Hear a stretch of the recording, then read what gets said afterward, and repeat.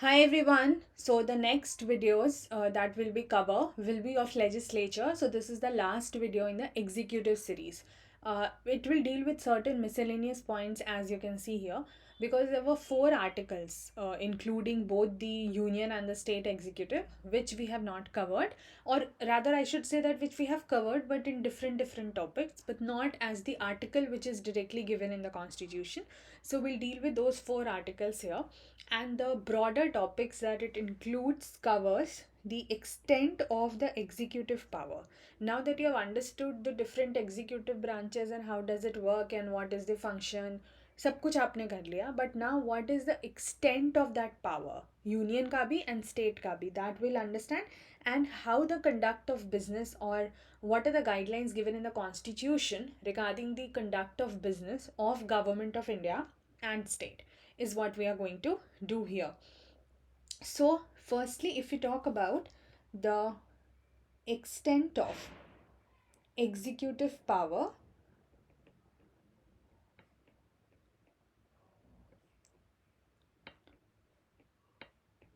of union and of state,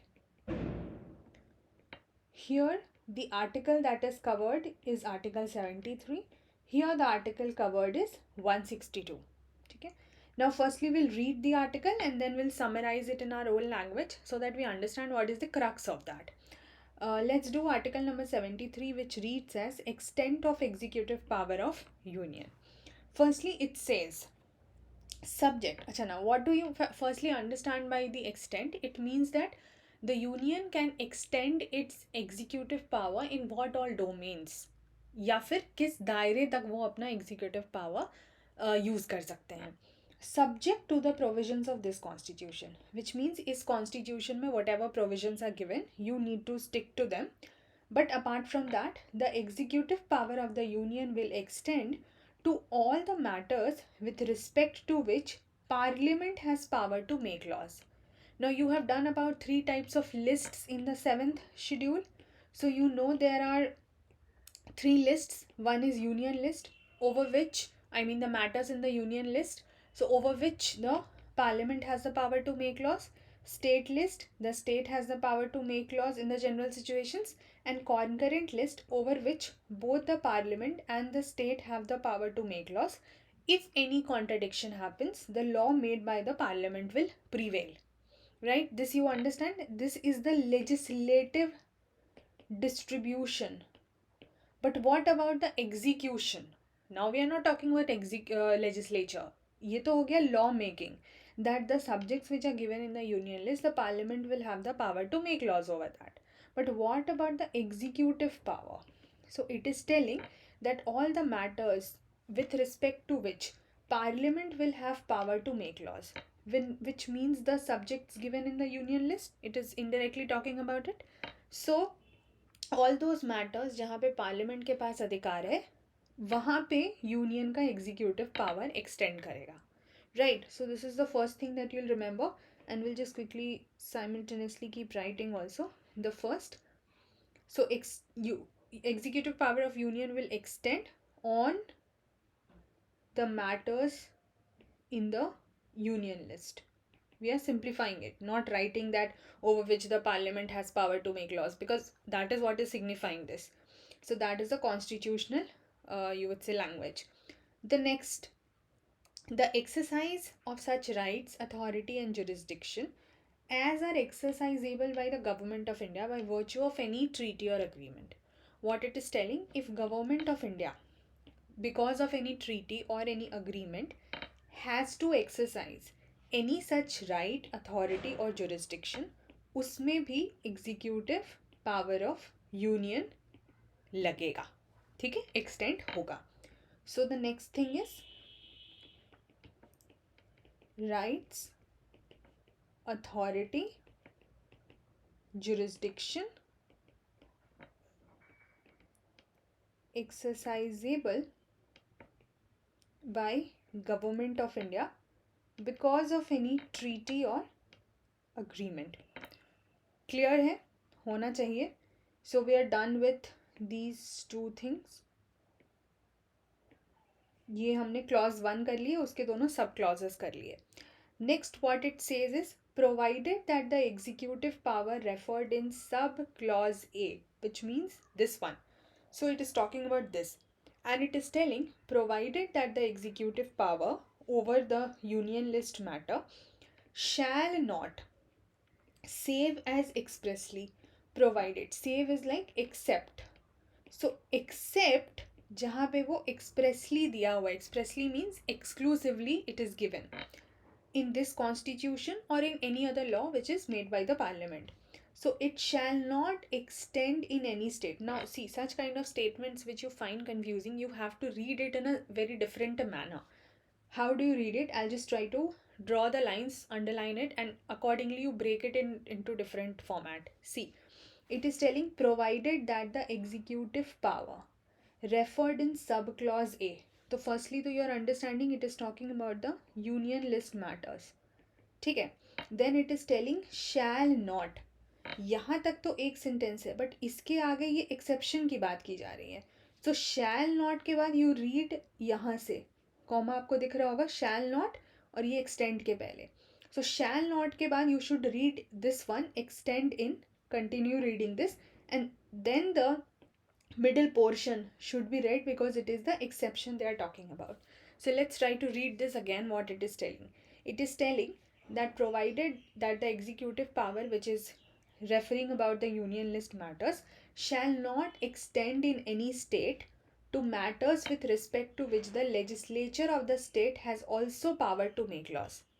What it is talking about?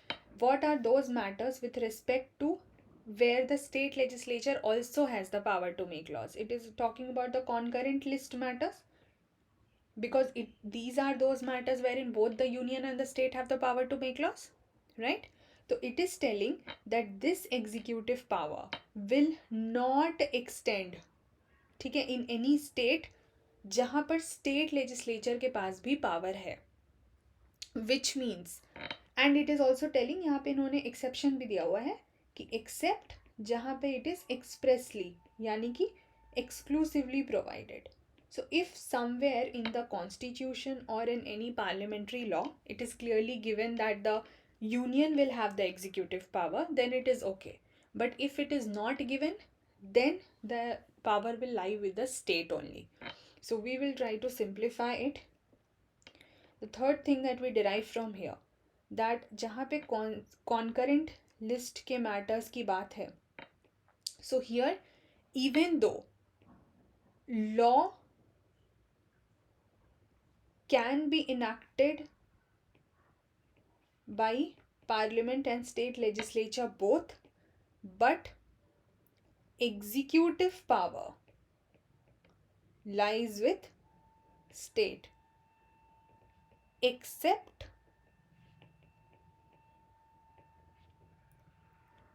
when a constitutional provision or parliamentary law specifically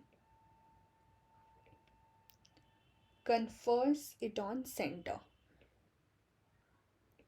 If you have understood this, I'll repeat this and then I'll show you that article again. What it is telling, constitutional list में जो matters हैं उस पे legislation का right, law making का right is with both parliament and state legislature. But when it comes to the executive power, that lies only with the state, but center can also do that if constitution elsewhere provides that or any parliamentary law provides that. So it is again telling that this executive power, क्योंकि it is writing na matters on which the parliament has power to make laws. So parliament has the power to make laws on both union list and concurrent list matters. इसीलिए इन्होंने concurrent list के लिए अलग से classify करके clarify कर दिया. So union list के matters पे तो union का executive power होगा ही होगा, but it will not go to the states. ठीक है? I mean it will not be with the state. You would say कि state में interference नहीं होगा. It will not extend in any state. तो वो यूनियन का जो अधिकार है वो यूनियन तक ही रहेगा, स्टेट में नहीं जाएगा, because here the state will have the power over the concurrent list matters, the executive power. second clause says until otherwise provided by parliament. So if parliament in some matter provide something, so unless they provide, a state or any other authority or officer related to state, notwithstanding anything in this article, matlab irrespective of anything given in this article, will continue to exercise in matters with respect to which parliament has power to make laws. ठीक है, मतलब वो सारे matters जो concurrent list में है, state से related officer या अथॉरिटी ही उसको डील करेंगे, and such executive power of functions will be taken care of by that state executive और अथॉरिटी. ठीक है, एंड वो सारी चीज़ें भी जो कमेंसमेंट ऑफ द कॉन्स्टिट्यूशन के पहले उनके हाथ में थी. Provided if parliament otherwise provides. So this we need not write because this we are getting the idea from this itself. So I hope this is clear. In case somebody finds a problem, please repeat this part of the video again and you would understand it. So extent of executive power of union is now done. Now we'll see the extent of executive power of state. यहाँ पे चीज़ें simple हैं. This is not that complicated. It is in simple telling. Subject to the provisions of this constitution, the executive power of state shall extend to the matters with respect to which state legislature has power to make laws, which in simple words means matters in the state list. ठीक है, वहाँ पे तो इनका executive power होगा ही होगा, that is given. Next it is telling provided that in any matter with respect to which the state legislature and parliament have power to make laws. मतलब concurrent list matters के लिए यहाँ भी clarification है. The executive power of state shall be subject to and limited by the executive power conferred by this constitution or parliamentary law upon union, which means with respect to the same thing is given but just in a different manner, that concurrent list matters power will be, the executive power will be state only, but it will be restricted or limited if constitution in any provision or parliament by law gives that power to center. The same thing that we have done. So only in that manner it will be restricted for the state, but otherwise for the concurrent list matters the power will lie with the state itself. Okay, so this is about the extent of executive power of union and state. We are done with article 73 and 162. Let us now quickly move on to the next heading, which says conduct of business. This we have done actually because it was about president and governor, so this will be just a quick revision of doing it under this heading. Conduct of business of government of India and government of state. So here we'll be talking about article 77. Here we'll be talking about article 166. This will also lead us to the completion of all the articles which are given under executive. I have given that list on the Telegram. Please check the Telegram channel for the same. Okay, let's quickly check article number 77 ka content. So it says all executive action of the government of India shall be expressed to be taken in the name of the president. That we have done. Then any order or any instrument which are made and executed in the name of the president will be authenticated in such manner, I mean it is going to be conducted in that manner that it is specified in the rules to be made by the president. कि जो भी presidential rules में लिखे होंगे चीज़ें उसी हिसाब से it has to be executed and made by the president, and the validity of such order or instrument will not be called in question on the ground that it has not been executed by the president. Let's say if president writes in any rule that I am giving this power to any particular authority for any particular work, so it will not be called in question saying कि president is not directly involved here because president has given that power through any rule only. Simple है, ठीक है? And president shall make rules for the more convenient transaction of the business of government of India and will also allocate such things among the ministers. This we have done, so we are not writing it. It is just for your understanding that what is given here.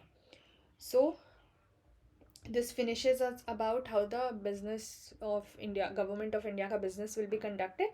So here it is all about president. In this you just have to replace president with governor and that we'll just quickly see. So Article 166 says all executive action of government of state shall be expressed to be taken in the name of governor. Very clear.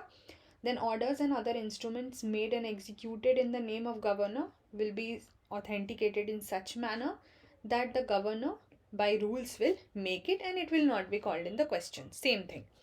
But here just one addition is here. You will see discretion, because you know that the president do not enjoy constitutional discretion. So here it is given that the rules for the convenient transaction will be made by the governor and allocation for the ministers will also be done by the governor. But for those matters where the governor is supposed to act in discretion, ठीक है, by the constitution, वहाँ पे सिर्फ इसका आपको allocation नहीं करना है, but except those discretionary matters the governor will do that. And president के केस में this discretion point was not there. That is the only thing that needs to be understood about this conduct of business of government of India and state. And executive power extension you have already understood. So with this, as I just said, we have finished all the executive related articles and I have shared that in the Telegram. Please do check from there. So we'll start with legislature from the next video. Take care guys. See you. Bye bye.